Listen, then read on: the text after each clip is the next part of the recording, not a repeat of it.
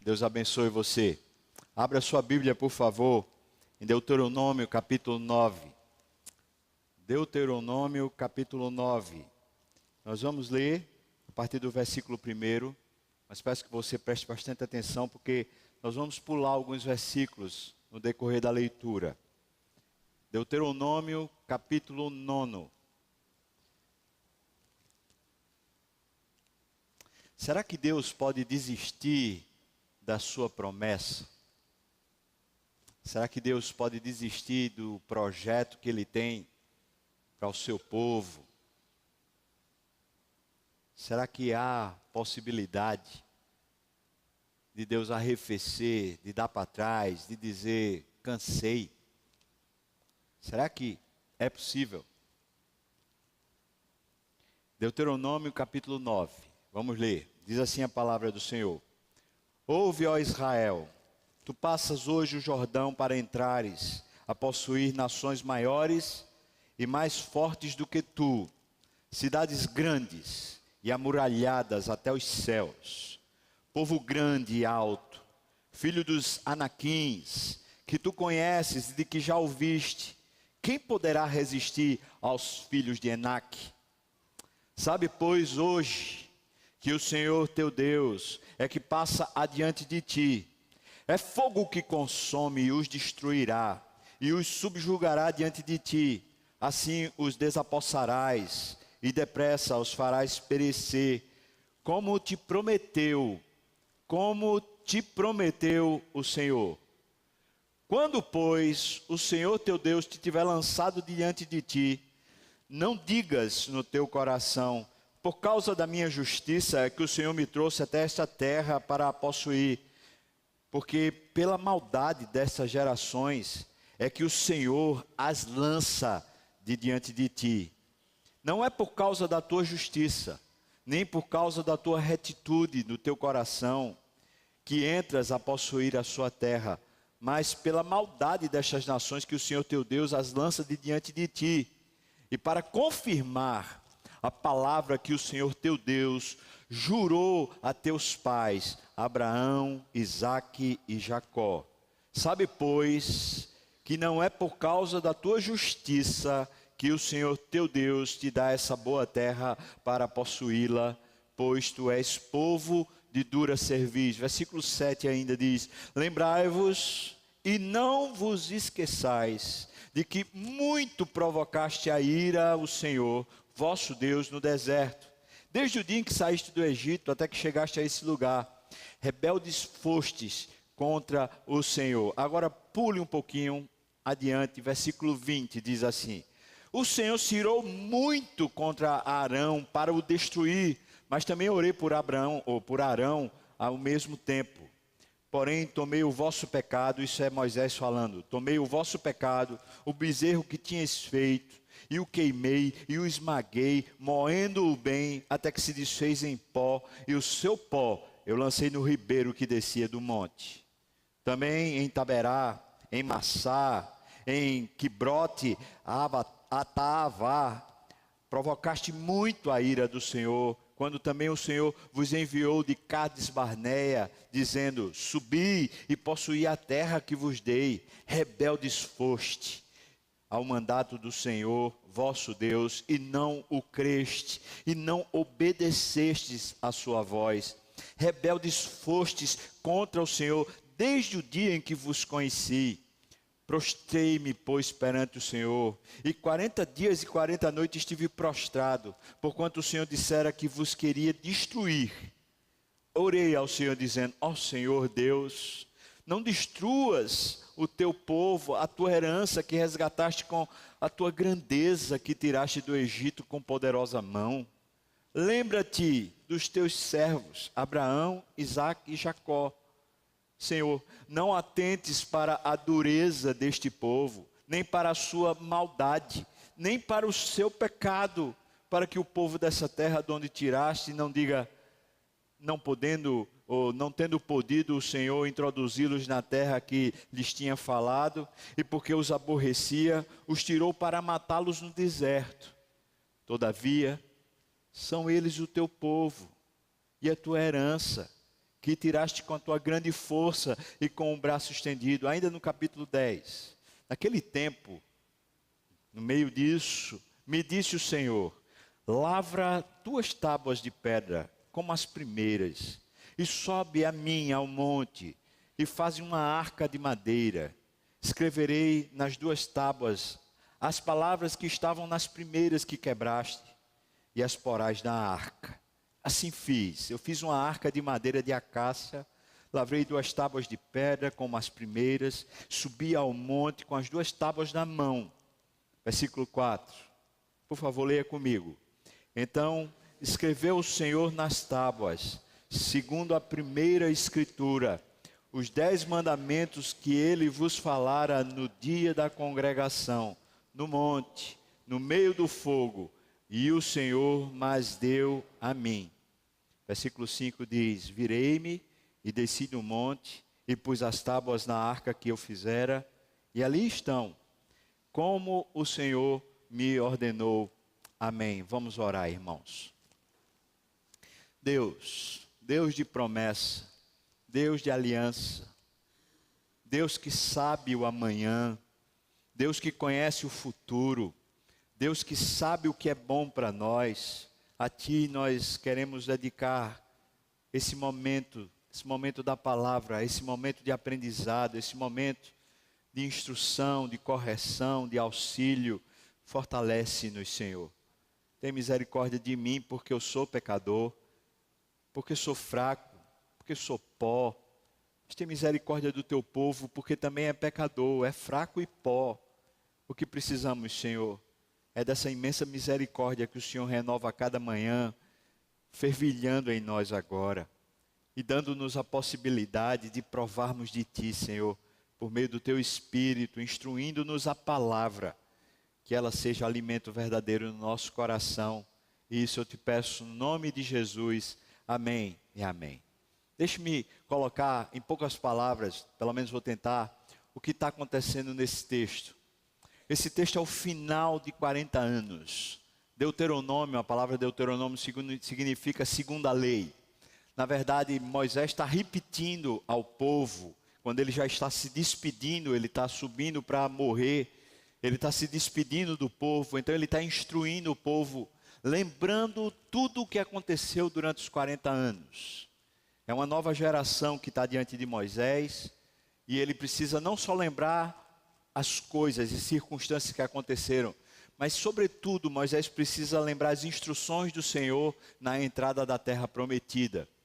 Esse é aquele momento divisor de águas, aquele momento em que existe uma transição. O povo passou 40 anos no deserto, mas agora eles vão entrar numa terra, uma terra viçosa, abençoada, uma terra boa, que mana leite e mel. Moisés então está repetindo todas as instruções que tinham sido dadas durante 40 anos. E o livro de Deuteronômio é justamente a narrativa dessas memórias e dessas conversas que Moisés teve com o povo. E aqui ele faz uma assertiva muito valiosa para aquele povo e assim para nós também.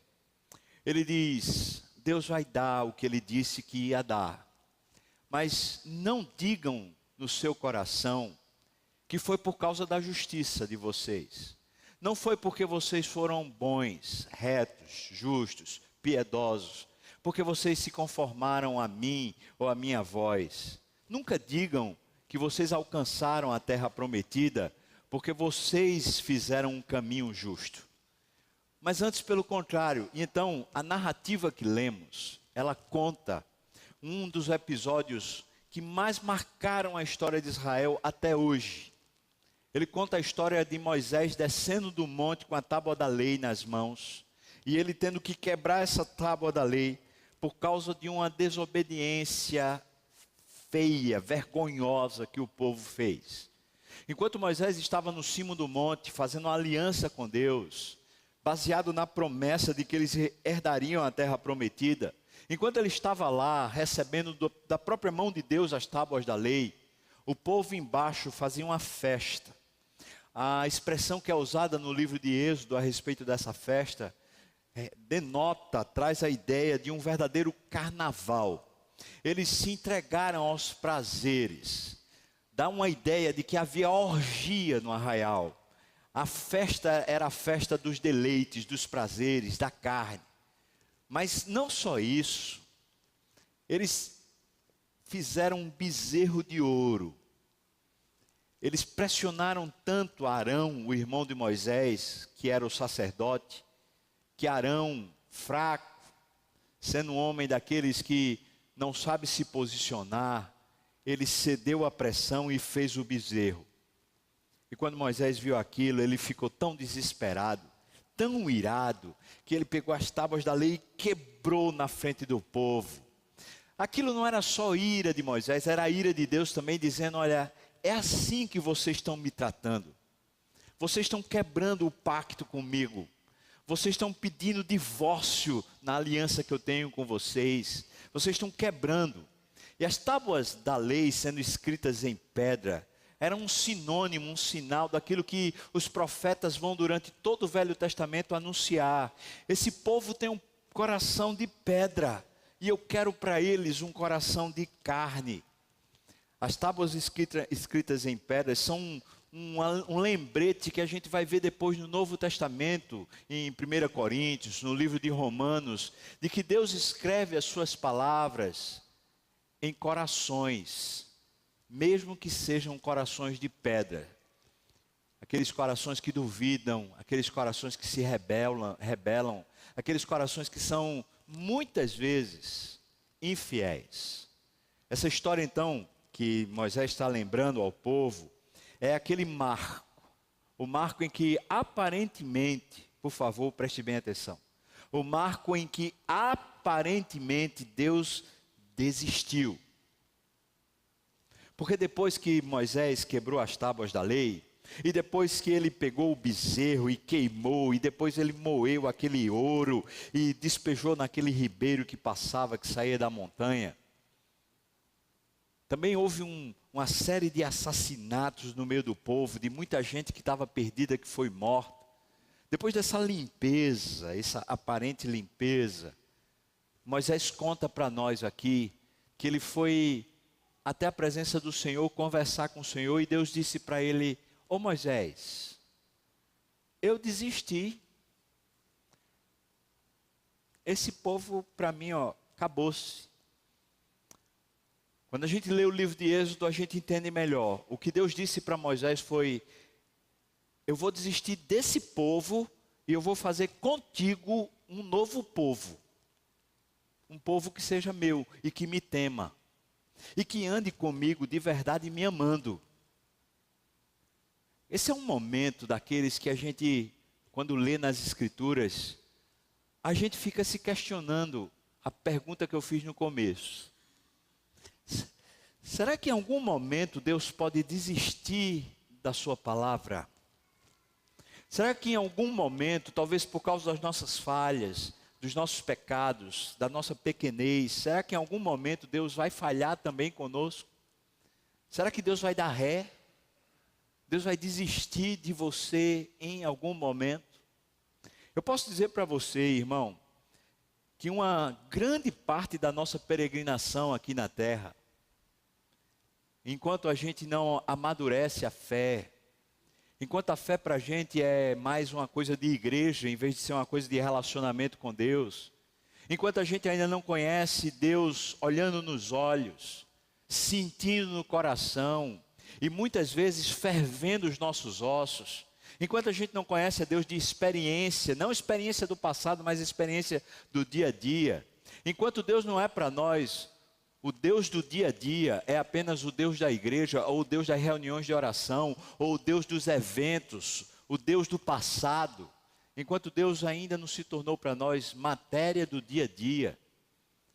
É assim que muitas vezes nós pensamos a respeito de Deus. Na nossa imaturidade espiritual, muitas vezes pensamos que Deus pode desistir.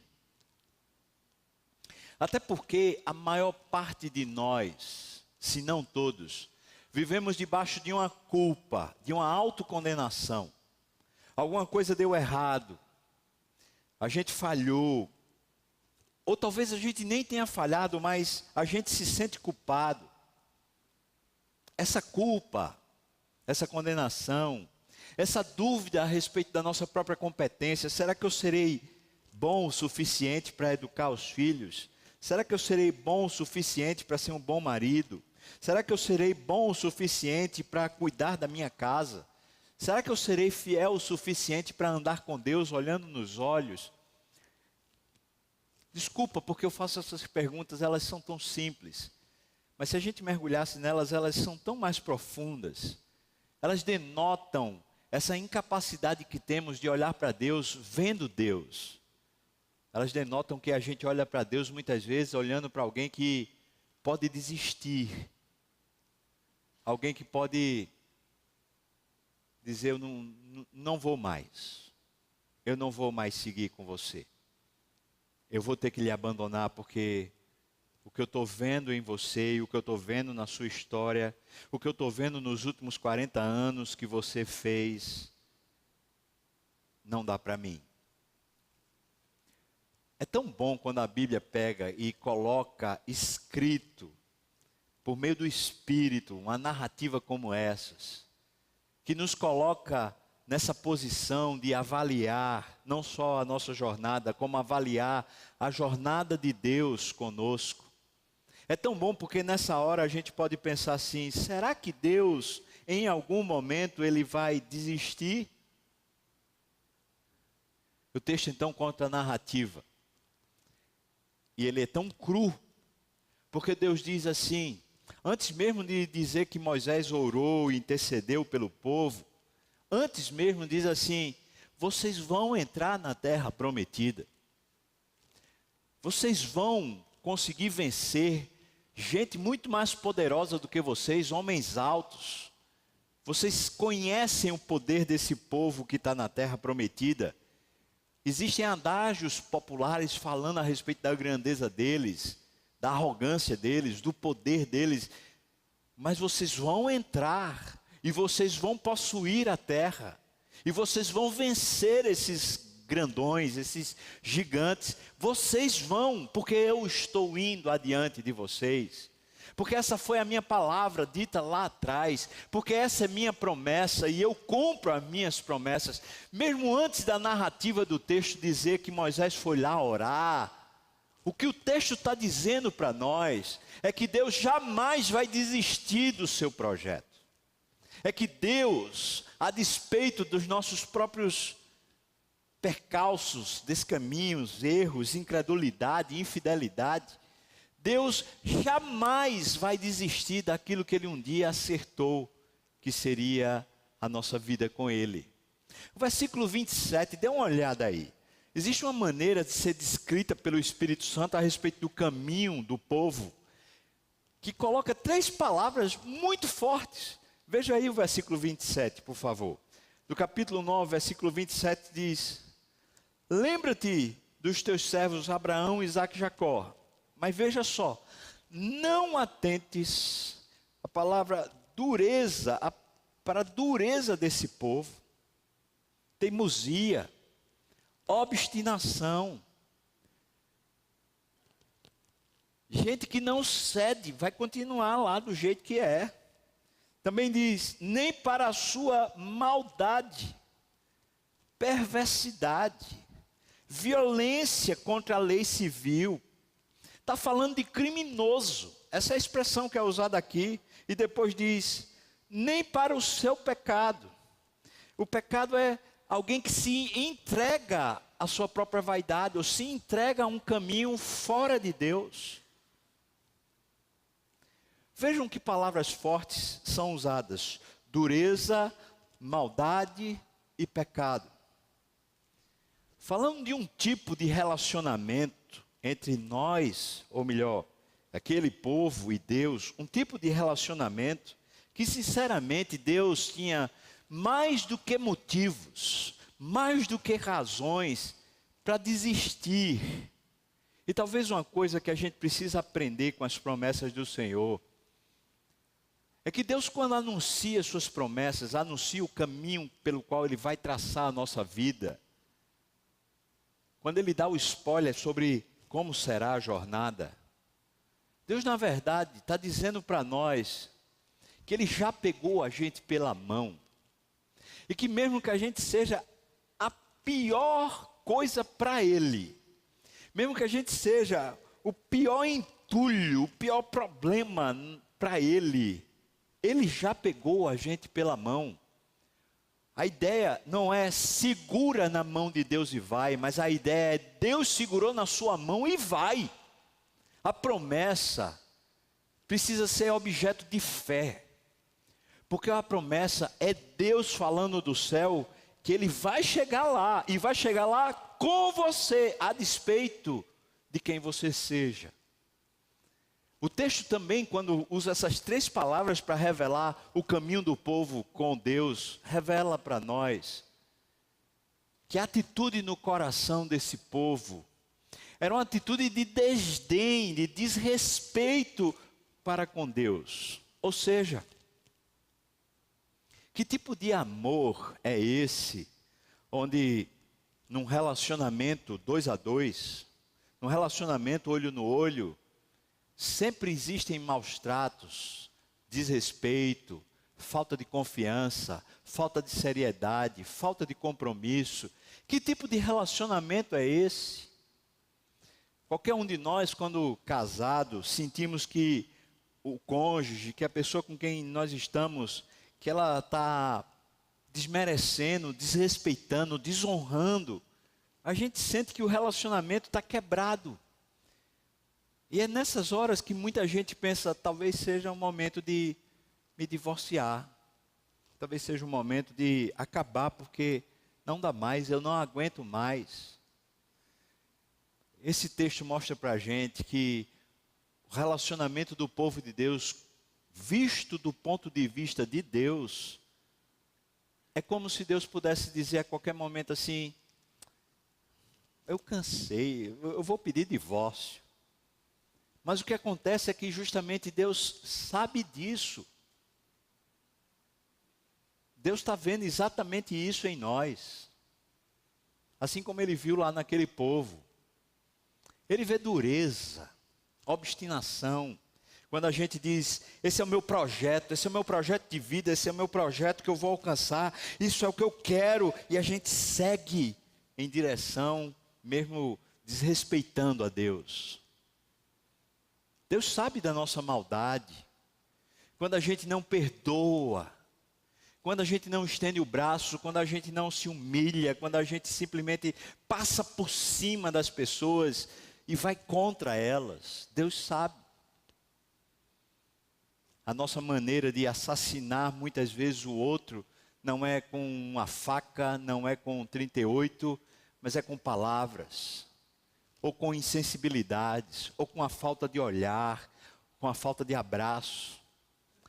Deus sabe, mas Deus sabe também de como pecamos, e como somos pecadores, como somos pessoas que não amam a Deus, antes amam a terra, antes amam os prazeres, antes amamos as coisas que nós conquistamos em detrimento da nossa relação com Deus. Preciso dizer, irmão, que não há nada dentro de nós, dentro do nosso coração, não há nada do que fazemos que não esteja diante de Deus sendo visto. Lá em Isaías, capítulo 64, diz para nós que todas as nossas justiças, todas as obras que fazemos melhores, as mais sofisticadas, as mais bonitas, as mais perfeitas, as mais corretas, todas elas não passam de um trapo de imundícia, de um lixo tóxico que Deus rejeita. Deus não está se relacionando conosco porque Ele de alguma maneira olhou para nós e viu obediência, amor e apego a Ele, e viu satisfação plena. Deus está se relacionando conosco porque Ele insiste que é viável, porque Ele insiste que a sua palavra não cai por terra, e que assim como Ele prometeu, Ele vai cumprir. Deus está se relacionando conosco porque Ele decidiu, antes que houvesse tempo e antes que houvesse mundo, que nos amaria. E quando Ele decidiu amar alguém como eu, e quando Ele decide amar alguém como você, pode acontecer o que acontecer, pode falhar o céu e a terra, pode acabar o mundo e o universo, o que Ele falou, o que Ele decidiu, é isso que vai acontecer, inequivocamente. Deus não vai arredar, Deus não vai falhar, Deus não vai desistir. Moisés subiu um monte, pegou as tábuas, porque Deus disse: vai Moisés, sobe. Vai Moisés, faz uma arca. Essa arca é chamada de a Arca da Aliança. Faz lá uma caixa de madeira de acácia, cobre ela de ouro. Sobe um monte com 2 pedras, como as primeiras, e eu vou escrever nelas o que eu escrevi primeiro. Eu me lembro do que eu escrevi primeiro. Eu me lembro que a minha relação primeira já foi em pedra. Eu me lembro que já era difícil lá, mas agora eu escrevo de novo tudo. Porque eu não arredo o pé dessa relação. Eu não arredo o pé da minha promessa. E Deus vai lá e escreve os 10 mandamentos do mesmo jeito. E Deus diz: então agora põe essa palavra dentro da minha aliança. Não deixa fora. Põe dentro da minha aliança, na caixa que compõe a minha aliança. É como se Deus estivesse dizendo: põe os termos do meu comprometimento com você, põe a minha promessa dentro daquilo que jamais vai poder perecer, a minha aliança com o povo, a minha aliança com as pessoas que eu escolhi para chegarem à terra prometida. E Moisés assim o fez, e nós lemos aqui que ele fez. Mas Jesus, o Moisés, o libertador, o servo de Deus, que vem no Novo Testamento, chamado Jesus. Jesus sobe um outro monte. E quando ele sobe esse outro monte, ele sobe para escrever também, não só uma aliança, mas escrever também uma promessa. A sua promessa estava para se cumprir, baseado numa revelação de que ele, ao terceiro dia, ressuscitaria. Mas a ressurreição de Cristo não era simplesmente um fato isolado na história, um momento histórico. A ressurreição de Cristo era a própria promessa sendo visível. E a promessa tinha a ver com o que Cristo tinha falado. E Cristo disse: eu vim para que vocês tenham vida, e vida em abundância. Do interior de vocês vai fluir ribeiros de água viva. E enquanto naquela cruz, Cristo fazia uma aliança conosco, uma tábua, ou melhor, uma caixa de aliança, Ele punha dentro dessa aliança uma promessa que Ele mesmo estaria conosco. Mas não apenas espiritualmente, no sentido de que a gente pode ter certeza que há uma presença de Cristo Emanuel. Mas tem mais, que Ele estaria conosco porque a vida dEle seria a nossa vida. Porque não estaríamos mais vivendo para nós mesmos, nem estaríamos mais vivendo à mercê do nosso coração de pedra. Ele mesmo viria e visitaria, e Ele mesmo seria a vida que habita em nós.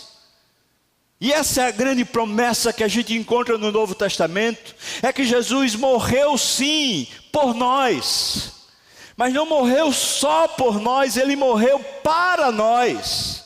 Ou seja, Ele morreu a nossa morte, para nos dar a sua vida, de maneira que eu e você, mesmo que não creiamos, mesmo que sejamos duros, mesmo que sejamos maldosos, mesmo que sejamos pecaminosos, eu e você temos uma promessa escrita por Deus em Cristo Jesus, que jamais vai falhar, que nós temos a vida eterna. E que isso foi plantado dentro de nós, não fora, mas dentro. Que essa está dentro da aliança dele, uma promessa. E Paulo então revela essa promessa, falando que já não sou eu mais quem vivo, é Cristo. A promessa dele se cumpriu em mim, é Cristo que vive em mim. De maneira que esse viver que eu vivo na carne, eu vivo para a glória de Deus Pai. Mesmo que eu e você sejamos como o povo do Velho Testamento, gente com pecado, com maldade, gente com dureza de coração, o que lemos no Velho Testamento vale no Novo. Aquilo que ele prometeu, ele é fiel para cumprir. E a maior promessa do céu é que aqueles que foram salvos, que foram ligados, aliançados com Deus, têm uma promessa de que o seu Espírito habita em nós, de que a vida eterna nos foi dada. E essa vida não é apenas para quando morrermos lá no céu, é a vida para vivermos aqui na terra e lá no céu. O que aprendemos com o texto de Deuteronômio é que a gente vai poder dizer que vive a vida eterna. Preste bem atenção. A gente vai poder dizer, eu tenho uma vida eterna. Como o povo estava dizendo, eu cheguei a Canaã, eu cheguei à terra da promessa. Nós podemos dizer, eu cheguei à promessa, eu cheguei até a promessa. Mas aprendemos aqui em Deuteronômio, que quando a gente puder dizer, olha, eu vivo porque Cristo vive em mim, nós não devemos dizer que é por causa da nossa justiça, nem por causa da nossa bondade, nem por causa da nossa fé, nem porque somos alguma coisa. Mas Deus fez isso porque Ele olhou para a terra e viu o estado da terra, e Ele queria salgar essa terra, usando gente como eu e você. Ele queria abençoar essa terra, usando aqueles que têm uma aliança com Ele. Por isso não podemos dizer no nosso coração, eu sou salvo porque eu sou honesto, porque eu não bebo, porque eu não fumo, porque eu não sou cheio de promiscuidade, de prostituição, é porque eu sou uma pessoa moralmente, eticamente correta, então eu sou salvo. Não diga no seu coração, porque a vida que está sendo revelada a você é muito maior e muito mais abundante do que a que a gente já tem conseguido viver. E a gente pode simplesmente orar feito Moisés orou, e está revelado no texto. Moisés orou assim, Senhor, tem misericórdia. O Senhor fez tudo. O Senhor trouxe esse povo, eu e você, lá do cativeiro do diabo. E agora o Senhor está dando a vida de Cristo para nós. O Senhor tem misericórdia de nós quando somos tão duros, tão maldosos. O Senhor tem misericórdia de nós quando nós somos tão pecaminosos, Senhor. Tem misericórdia de nós. Senhor Deus, por causa da Tua aliança e por causa da Tua promessa, Senhor, faz-nos úteis nas Tuas mãos. Faz-nos úteis. Faz que a terra seja salgada, Senhor, por nosso intermédio. Faz que a Tua luz e a Tua glória resplandeça na terra, Senhor, por nosso intermédio. Orar como Moisés orou, dizendo assim, Senhor Deus, não deixa que as nações, ao olharem para a história do Teu povo, caçoem de Ti, falando, Deus salvou, mas não conseguiu trazer para a terra prometida, não conseguiu cumprir a promessa. Sabe, irmãos, eu tenho pensado que a igreja de Cristo hoje está nesse estado. Aqui no Brasil, a igreja de Cristo faz vergonha.